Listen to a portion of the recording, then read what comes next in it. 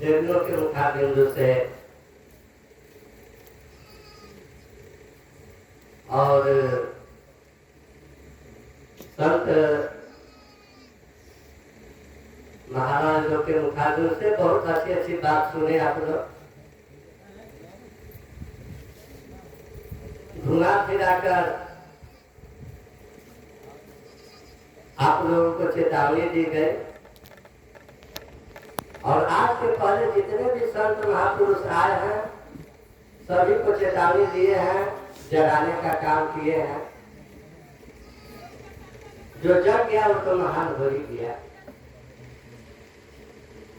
जो सोया है तो सोया है।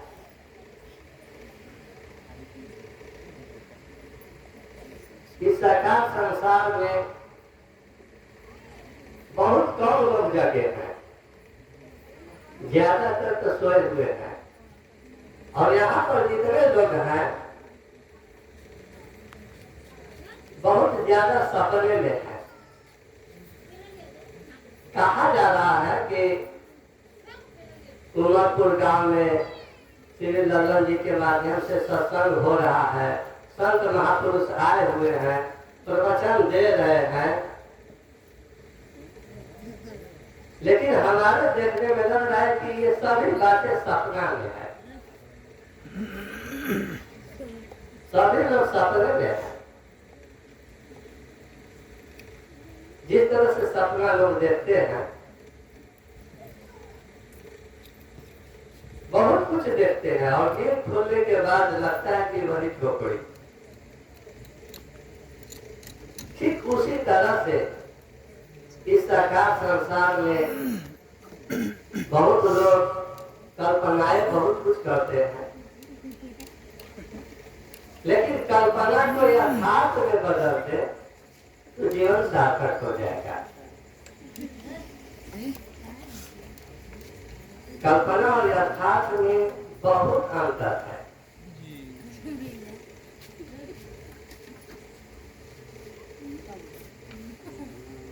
हम लोग बहुत नीचे क्लास में पढ़े हुए थे सिंधबाद की यात्रा। कहानी तो बहुत लंबी थी, लेकिन शीर्षक यही था कि लेखक जो थे वो चाहते थे कि हम बहुत बड़ा धनवान, बहुत बड़ा पैसा वाला आदमी बन जाता तो बहुत अच्छा। अर्थात धनी बनने की उनके अंदर बहुत बड़ी कल्पनाएं थी।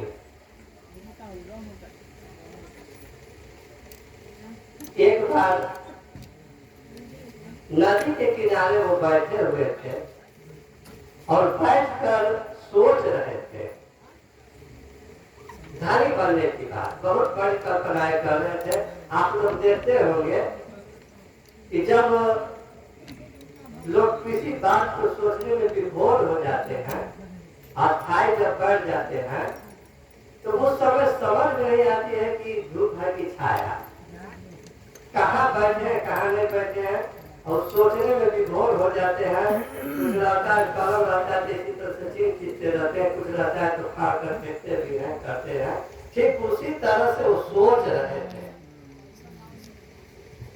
और सोचते हुए वहीं पर कुछ कंकड़ था, उठाकर उस नदी में फेंक रहे थे। सोच रहे थे धनी बनने की बात और कंकड़ को फेंकते जा रहे थे। अंत में देखते हैं कि जिस पत्थर को हम फेंक रहे हैं देखने में बड़ा अच्छा लग रहा है, कितने पत्थर को तो हमने फेंक दिया। दो पत्थर देखे कि बहुत अच्छा पत्थर है, पूरा चमक रहा है, लाल लाल है। तो कहे कि हमने तो बहुत सा पत्थर को फेंक दिया, और पत्थर जो देखने में लग रहा है बहुत अच्छा, जरूर कोई कीमती चीज है, और इसको किसी जौहरी को दिखलाएंगे तो वो बता देगा। सोना तो भाई सोना चांदी की बात करेंगे, लेकिन जो जौहरी होगा वही पत्थर की बात जानेगा। पत्थर कौन सा पत्थर है, अंगुली में पहनने वाला है कि कुछ काम का चीज है। तो वो जो है जब जौहरी के पास गए और कहे कि भाई देखिए इसको थोड़ा, तो जौहरी देखकर आश्चर्य हो जाते हैं, कहते करी इस पत्थर को कहाँ से काट है, ये तो लाल है। जब लाल की बात सुनते हैं तो वहीं पर माथा पकड़ लेते हैं। तो हमने सभी लाल को भेज दिया, हम सिर्फ कल्पना सागर में डूबे रहे, उस यथार्थ को पकड़े नहीं, वास्तविकता को पकड़े नहीं, वास्तविकता पर ध्यान नहीं दिए, सिर्फ कहते रहे, करने की कोशिश नहीं किए।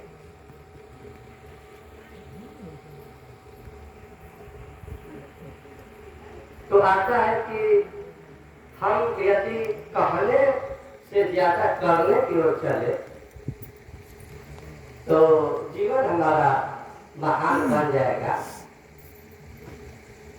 इस सरकार संसार में जितने भी महापुरुष हैं सब चेतावनी दिए हैं, चेताने का काम किए हैं।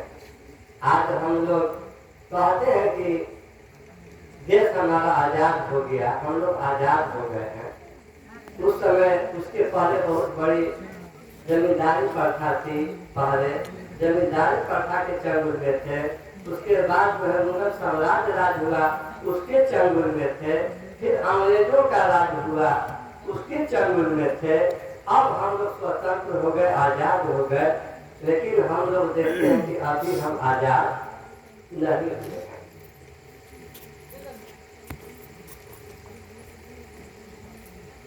सबसे बड़ा अंग्रेज तो अभी हम लोग को पकड़ा हुआ है, छेका हुआ है। काम, क्रोध, मद, लोभ, इच्छा, द्वेष, घृणा, अहंकार, लोभ, लालच, ये सभी अंग्रेज जो है इतना कस कर हावी है हम लोगों के ऊपर कि इस गुलामी की जंजीर से निकालना मुश्किल है। यदि संतों की शरण में जाते हैं, विचार करते हैं, ध्यान देते हैं तो इस गुलामी से निकल जाते हैं, लेकिन उसके बाद भी ऐसी गांठ पड़े हुए हैं कि उस गांठ को छोड़ाना हम लोगों के लिए मुश्किल बन जाती है। जिस तरह से आप लोग कल्याणकारी कृष्णानंद जी के मुखारबिंदु से सुन रहे थे कि शराबी जब दूसरे रोज महात्मा जी के पास गया है, संत जी के पास, तो नीम का पेड़ जो है पकड़े हुए थे, इस तरह से लगाकर कह रहे कि हमको पेड़ पकड़ लिया है। शराबी सोचने लगा कि अरे गजब हाल है, पेड़ तो ये पकड़े हुए हैं, कह रहे कि पेड़ हमको पकड़ लिया है। और महाराज जी उस शराबी के मुखारबिंदु से सुनना चाहते थे कि अपने मुख से कहे। शराबी को कहना ही पड़ा कि महाराज जी आप नीम के पेड़ को पकड़े हैं कि आपको पकड़ा है? तो कहते हैं कि देखो बस वही बात है। ठीक उसी तरह से घाट बांधने वाले घाट बांध दिए हैं। हमारी मानसिकता को पहले थी कि कोई भी काम हम कर रहे हैं तो लोग कहते हैं, हम लोग सुनते हैं कि जमींदारी प्रथा की बात कितनी दबाव की थी कि अपना भोजन करके और दूसरे का काम करना था, भक्त भोजन नहीं मिलता था, न सही मजदूरी मिलती थी।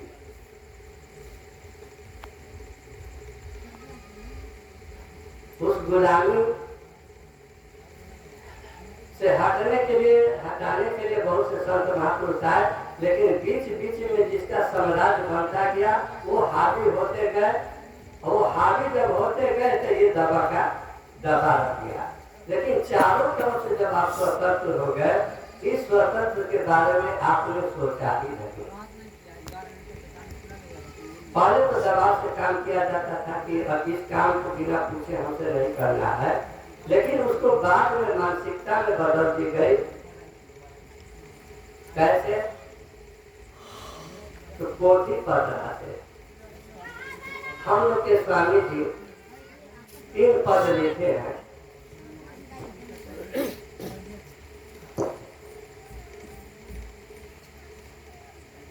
व्याख्या करने लगे तो बहुत लंबी होगी, लेकिन बहुत शॉर्ट में आप लोगों को समझाना चाहूंगा। पहला पद है, रूढ़िवादी जनता को जड़ से हमें मिटाना है, आगे आगे चल कर के पीछे से राह दिखाना है। तो फिर प्रश्न खड़ा हो गया कि रूढ़िवादी जनता है क्या? तो बताते हैं कि तीर्थ व्रत यज्ञदान नरक के खान बा, लगन गणना क्रजे माने ऊपर का शैतान बा। तो तीसरा पद आया कि चलेंगे कैसे? तो आया कि जाति पाति कुछ नहीं, सब है एक समान, सब ईश्वर के अंश हैं, जाने सकल जहान। संत वाणी जो होती है कड़वी होती है, समझ के बिना। यदि सचमुच में समझ जाए तो उनका जीवन महान हो जाएगा। अर्थ का लोग अनर्थ लगा देते हैं, यही गड़बड़ हो जाता है। अर्थ अनर्थ व्यर्थ हुआ, सब सज्जन में दोष, वेद विवेक से काम में लेकर फेंका गया कई दोष। अर्थ का जो अनर्थ हम लगा देते हैं वही गड़बड़ हो जाता है। प्रश्न खड़ा होता है कि रूढ़िवादी जनता है क्या? कैसे हंसा तभी हम दुखा लगे। तो आप सुने कि तीर्थ व्रत यज्ञ और दान, कुछ लोगों को थोड़ा इस पर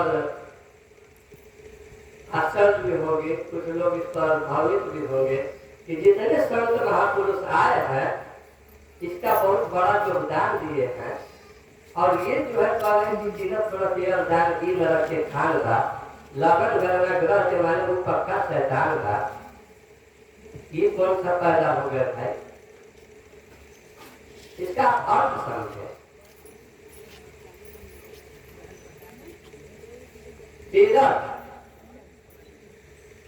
तीर्थ का अर्थ लोग समझ जाते हैं कि यहाँ से हम गंगा धाम, बैजनाथ धाम, भरतपुर धाम या और जगह जो जाएंगे तो ये तीर्थ हो जाएगा। या कुछ लोग बोले कि सब तीर्थ बार बार गंगा सागर एक बार, तो ये सब गलत नहीं है, ये संतों की वाणी है। उनका कहना हुआ कि सब तीर्थ बार बार, तो तीर्थ कितना हो बार बार कर जाइए, लेकिन गंगा सागर में एक ही बार गोता लगाना है। एक बार लगाने का हर तीर्थ का फल मिल जाता है। संत लोग तो बोल दिए, लेकिन अनज्ञानी जो थे, लालची थे, वो क्या किए कि इसका सही अर्थ न बताकर कलकत्ता वाली जो गंगा सागर है वहां पहुंचा दिए कि देखो ये संतों की बारी है, कि पूरा तीर्थ कितना करोगे, गंगा सागर जाकर नहा लो, तुम्हारा सब तीर्थ का फल मिल जाएगा। लेकिन ये गंगा सागर कौन है उसके बारे में नहीं बताता है। ज्ञान रूपी गंगा सागर लगा गोरिया, ज्ञान गंगा में गोता। कहाँ गोता लगाना है? ज्ञान रूपी गंगा में। उनका कहने का मूल उद्देश्य कि कुल कितना हो तीर्थ कर जाओगे, कितना हो जग कर जाओगे, कितना हो दान कर जाओगे, जब तक गुरु ज्ञान रूपी गंगा सागर में गोता नहीं लगाओगे तब तक तुम्हारे किसी तीर्थ का फल नहीं मिलेगा। कहाँ गोता लगाना है? गोता तो गुरु ज्ञान रूपी गंगा सागर में। तो गुरु ज्ञान रूपी गंगा सागर में एक ही बार गोटा लगाया जाता है, बार बार नहीं लगाया जाता है। तो वही आया कि तीरथ का मूल उद्देश्य होता है जहाँ तीन अर्थ जुट रहा है, यानी त्रिगुणमयी माया से रचित यह संसार है, तीन गुण पर यह संसार विख्यात है। तीन के विषय में परख जाना ही तीरथ कहा जाता है। तीन का जहाँ जोड़ हुआ, आप लोग व्यवहारिक ज्ञान में सुन रहे थे बात, यानी माता पिता गुरु, यही से हर काम होता है शुरू। हवा आग पानी, इसी में है जिंदगानी। ब्रह्मा विष्णु महेश, तीनों को जो परख लिया मिट गया करे।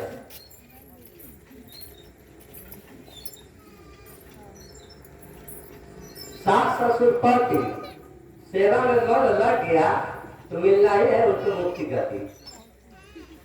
बड़े बूढ़े अतिथि, सही सेवा में मन लग गया तो सीखने को मिलेगी अच्छी अच्छी नीति।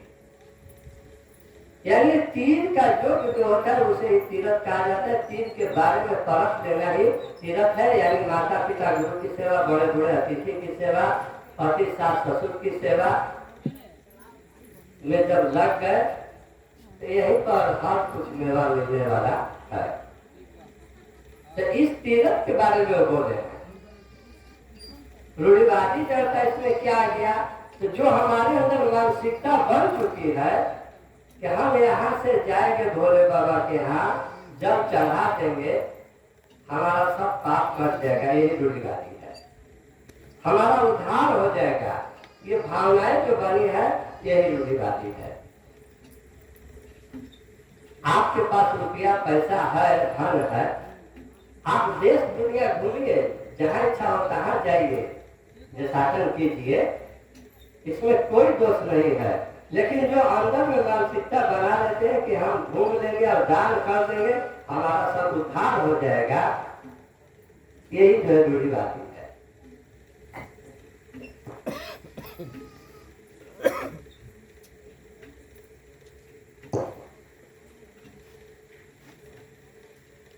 सदगुरु का कथन है कि आपका उद्धार होगा कब, जब आपके अंदर सुधार होगा तब।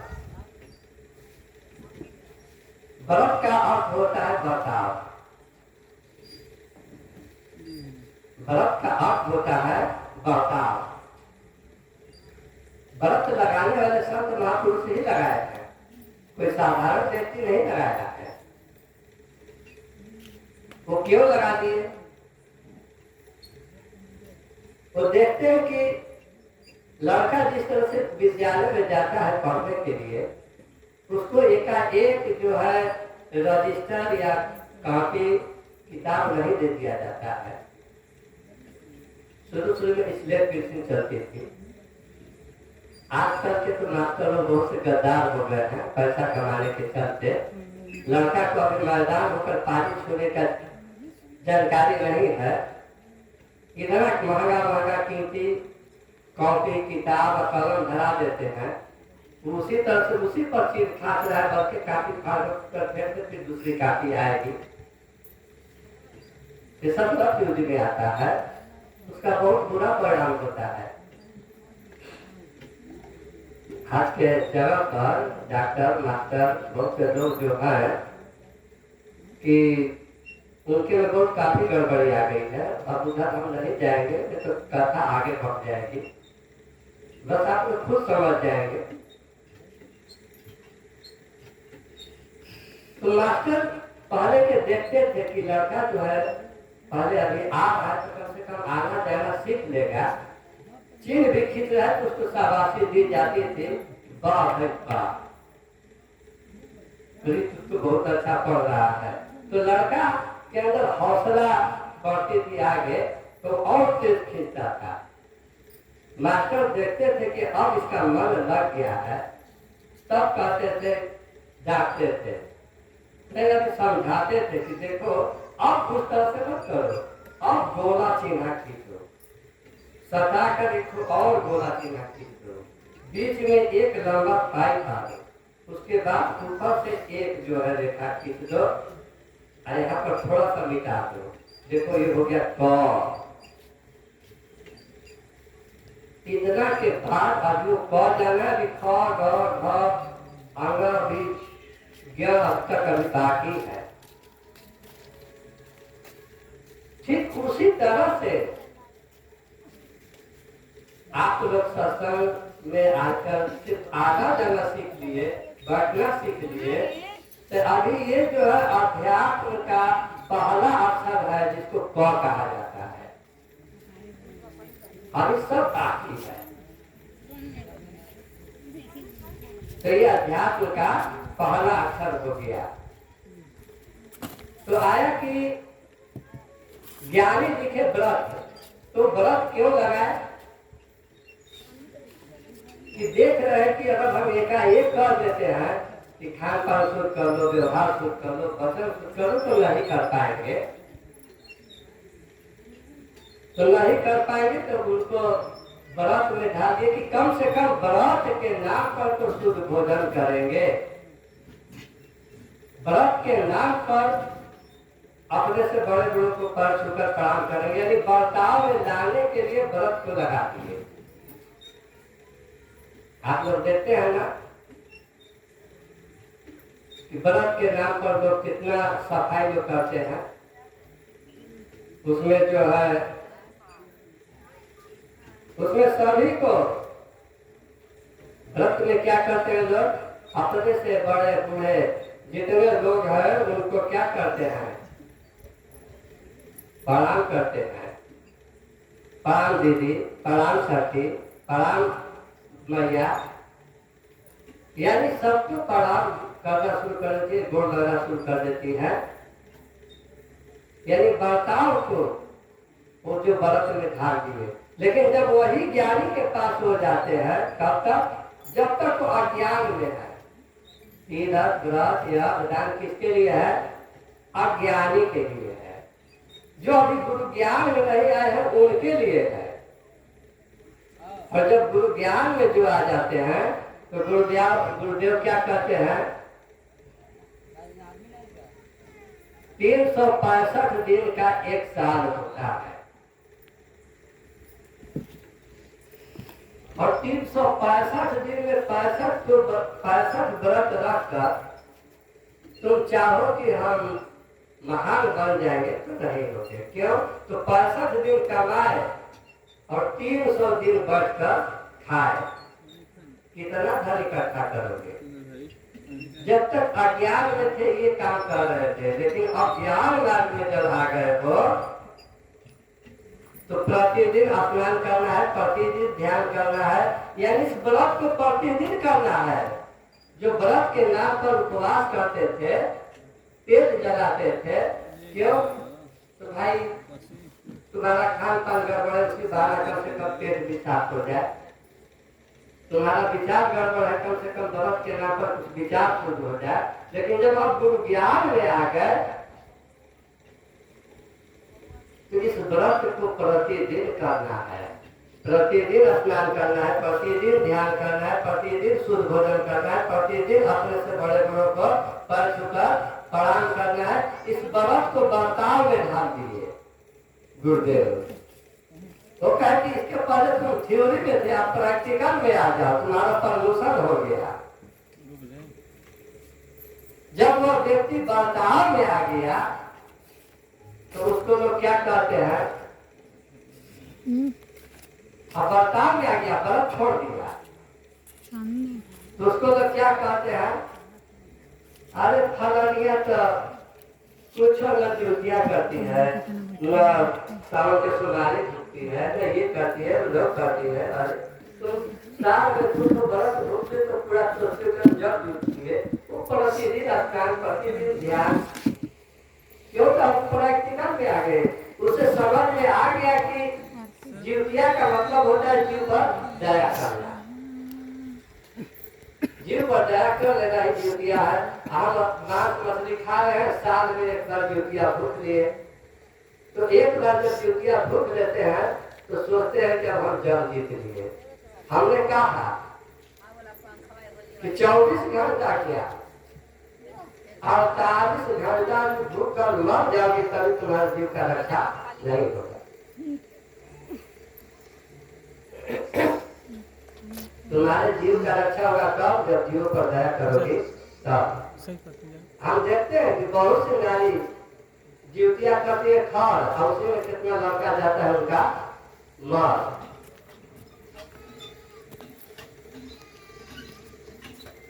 तो ज्ञानी लगाए हैं बर्ताव में ढालने के लिए। तो संत के शरण में आने के बाद जितनी बनावटी चीज है वो बनावटी ओरिजिनल में बदल जाता है। जग का मतलब होता है जल जाना, अपने अंदर जागृति आना। आप अपने को पहचान लिए कि हम यहाँ पर क्यों आए हैं, हमारा मूल कर्तव्य क्या है, हमारा रहन सहन क्या है, हमारा खान पान क्या है, हमारा आचार विचार व्यवहार क्या है। इस बात को आप समझ लेते हैं तो आप जग जीत लीजिए। जग में आ गए। और आज के जग लोग क्या करते हैं, आज का जग जो है फड़ में आता है।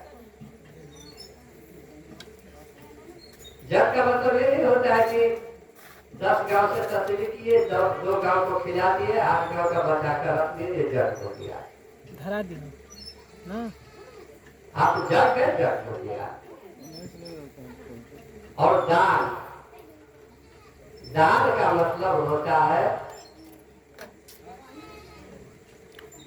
ऐसे तो लोग कहते हैं कि दान किसी असहाय को दीजिए, गरीब को दीजिए, लेकिन वास्तविक दान है क्या?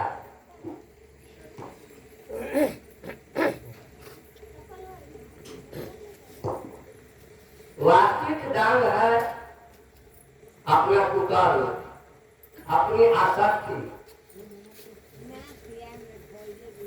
वास्तविक दान है अपना कुकर्म, अपनी आसक्ति। यानी हम किसी महान पुरुष के छाये में गए और जाने के बाद कहते कि हे गुरुदेव, हे स्वामी, अज्ञान बस तो हमने बहुत कुछ गलत कर बैठा,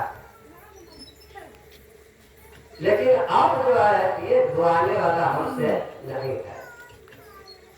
और महान पुरुष के पास गए और जाने के बाद अपने कुकर्मों को गुरु ने दान कर दिए। हनुमान धन सब आपका, कछु नहीं नाथ हमारा, बीच भंवर में पड़ी है नैया, खेकर करो किनारा। यानी हे गुरुदेव, ये सब कुछ आपका है, सब कुछ आपका आप में समर्पित, हमारा यहाँ पर कुछ है ही नहीं। हमारा यहाँ पर कुछ है ही नहीं। ये जितने सब हम आप में करते हैं दान, और उसी दिन पकड़ लिए कान हो गया कल्याण। यानी कुकर्मों का दान करना।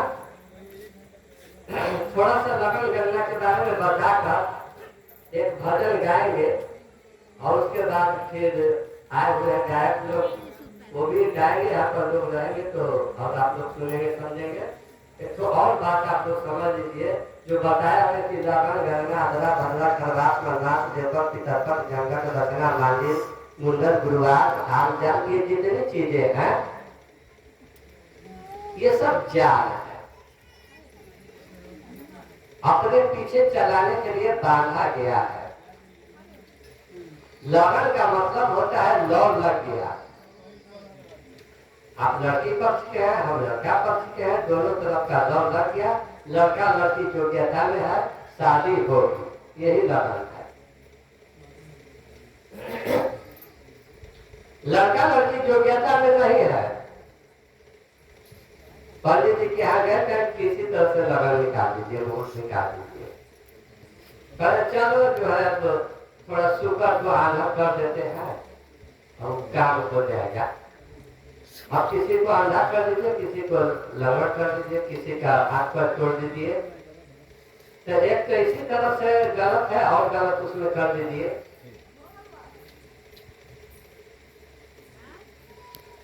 गलना क्या तो भाई लड़का लड़की का नहीं बैठ रहा है। बहुत अच्छा ढंग से मुहूर्त देखा गया। शादी होने के बाद पता चला कि लड़का लड़की में पटरिए नहीं खा रहा है, तब केस मुकदमा हो गया तो बाले पर चले हो रहा है। हम लोग के यहाँ बहुत सी ऐसी शिकायतें आती हैं। अभी 16 जुलाई को पटना जिला में एक शादी थी। हमको लोग बुलाए थे भक्त लोग कि गुरुदेव जो है शादी में आपको आना जरूरी है। हमने कहा कि ठीक है, गए हुए थे। उस दिन इतनी काफी पानी 2 घंटा बारिश, इतना धुंधार बारिश, अब इतना बड़ा व्यवस्था वो किए थे। बड़ा पंडाल, जयमाल का व्यवस्था अलग से, खाने वाला व्यवस्था अलग से, जो नाच मंडली आई थी उसका व्यवस्था अलग, यानी बहुत बड़ा व्यवस्था किया था लोग। 12 गांव का जो न्योता दिया था लोग खिलाने के लिए। खाना पीना से लेकर हर कुछ तहस नहस हो गया। टोटल 50 लाख का खर्चा था उसका। पानी जब बरसने लगा, 1 घंटा बरसने लगा, तब हमारे हलवारा की अब क्या करें।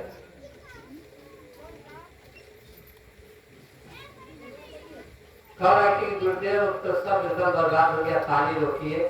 हमने कहा कि हमसे तो पूछ रहे हैं, आप लगन जी से पूछे थे, मुहूर्त निकलवाए थे शादी वाला, पंडित जी यहीं पर है, उनसे जाकर कही कि मतलब कि कौन सा लगन मुहूर्त निकाले हैं। तो कह रहा कि हम लोग गए थे, उनसे पूछे हैं तो कहे कि जानते हो, शादी विवाह में जिस दिन पानी बरसने लगता है उसको शुभ माना जाता है। हमने कहा कि वो बस समझा दिए तो समझ गए तुम लोग। जब शुभ है ये है तो फिर हमारे यहाँ निवेदन क्यों कर रहे हो।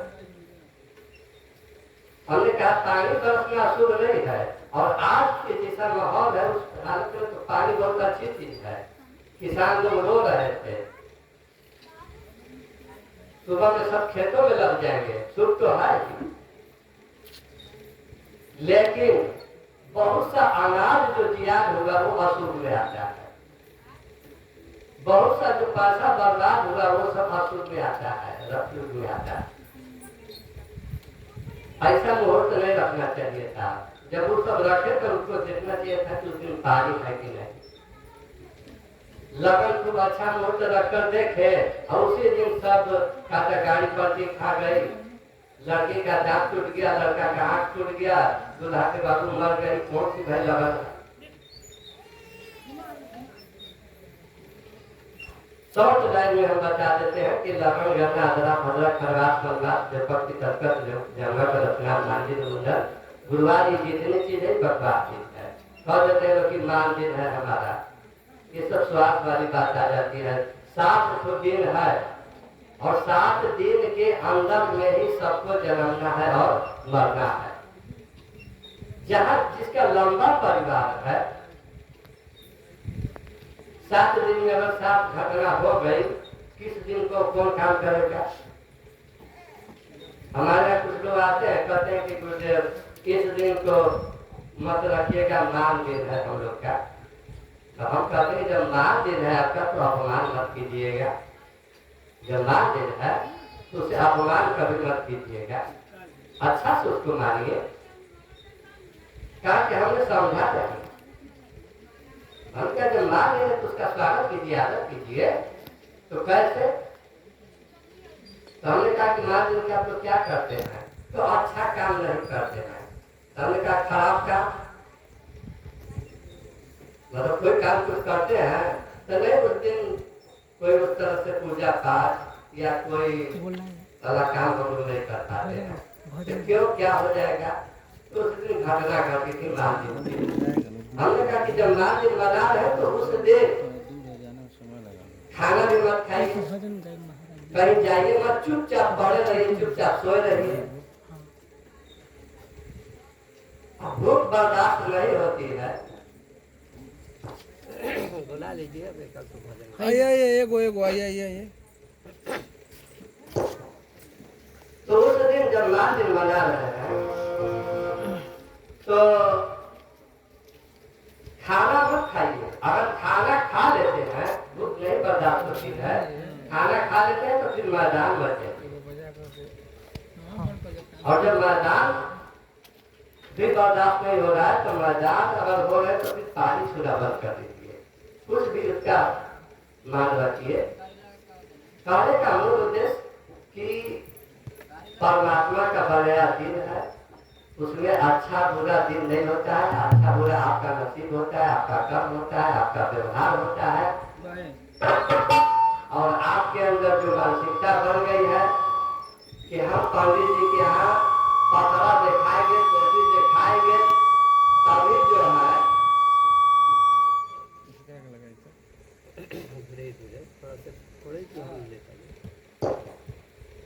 आपके अंदर जो मानसिकता बन गई हुई है तो ये जो है गड़बड़ है। अब इस बात को पढ़े लिखे लोग, बहुत लोग हैं जो इसको हटा रहे हैं, लेकिन अभी ऐसे ऐसे कुछ पिट्ठू हैं, उनके अंदर मानसिकता है कि पंडित जी अगर कह दें कि देखो इतना बजे से इतना बजे तक मैदान नहीं होना है, इतना बड़ा मानसिकता उनके अंदर बनी हुई शिकार है। तो अगर कह दें कि इतना बजे से इतना बजे तक मैदान होने का मुहूर्त नहीं है तो उसको रोके रहेंगे। पंडित जी बताए कि मैदान नहीं होना है, बल्कि उस करते रहे, बल्कि पेट खुल जाए, खुल हो जाए। अपने पास उनकी अपनी बुद्धि नहीं है कि मैदान होना क्यों नहीं रोक दिए, कहीं मारना चाह रहे, मारना चाह रहे, दुश्मन है, क्या है, कुछ नहीं, बस वो कहते पतरा में लिखा हुआ है। तो इस साकार संसार में लोग अपने दिमाग का प्रयोग नहीं करते हैं, बुद्धि का प्रयोग नहीं करते हैं। यही कारण है कि परेशानी आ जाती है। हर लोग इस साकार संसार में शांति चाहते हैं, और शांति चाहने के लिए संत महापुरुषों के शरण में जाना पड़ेगा, और जाने के बाद अपने आप को बदलना पड़ेगा। जैसे आप लोग कहते हैं कि हम क्या खा ले, क्या पी ले, तो इस सांसारिक सुख सुविधा के चक्कर में लोग पढ़कर अपना जीवन व्यर्थ कर देते हैं। उस पर एक भजन हम गा रहे हैं। लाचार सब संसार चोखा चटने के